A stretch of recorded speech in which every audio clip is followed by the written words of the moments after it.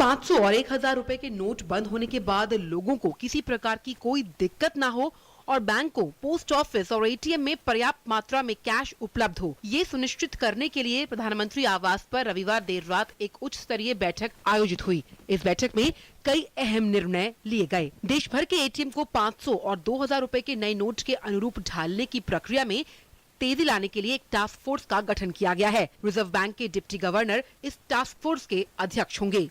The ATMs which are being recalibrated to dispense 500 rupee notes and 2000 rupee notes. That is the new series of 500 rupee notes and the 2000 rupee notes.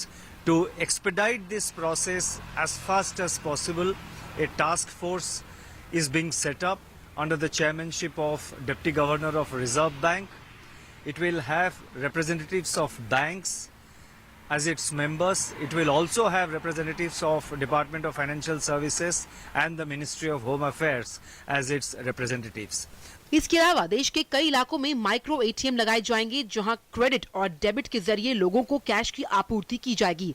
साथ ही ग्रामीण इलाकों में cash की उपलब्धता सुनिश्चित करने के लिए भी कई निर्णय लिए गए हैं। बैंकों से कहा गया है कि वो बैंकिंग कॉरेस्पॉन्डेंस के लिए कैश रखने की सीमा को बढ़ाकर 50,000 रुपए करें। गौरतलब है कि देश में करीब 1,20,000 बैंकिंग कॉरेस्पॉन्डेंट हैं। देश भर में पोस्ट ऑफिस की 1,30,000 शाखाओं में भी पर्याप्त कैश उपलब्ध कराने के निर्देश दिए गए हैं।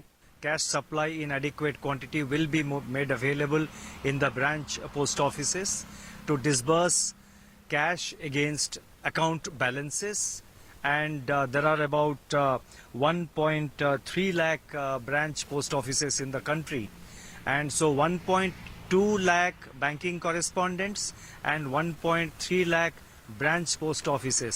Put together, it works out to 2,50,000 points, which will be made additionally available, or which will be made available with additional or higher cash limits, will substantially improve the supply of cash to meet the requirements of the general public. सरकार के सभी विभागों और सार्वजनिक क्षेत्रों के उपक्रमों से कहा गया है कि वो कैश की कमी से निपटने के लिए ई ट्रांजैक्शन को बढ़ावा दें। इसके अलावा जरूरी सेवाओं के लिए पुराने 500 और 1000 रुपए के नोट स्वीकार करने की समय सीमा को बढ़ाकर 24 नवंबर की आधी रात तक कर दिया गया है। सरकार ने कहा कि देश में कैश की कोई कमी नहीं है और लोगों को घबराने की भी जरूरत नहीं है। Bureau report, DD news.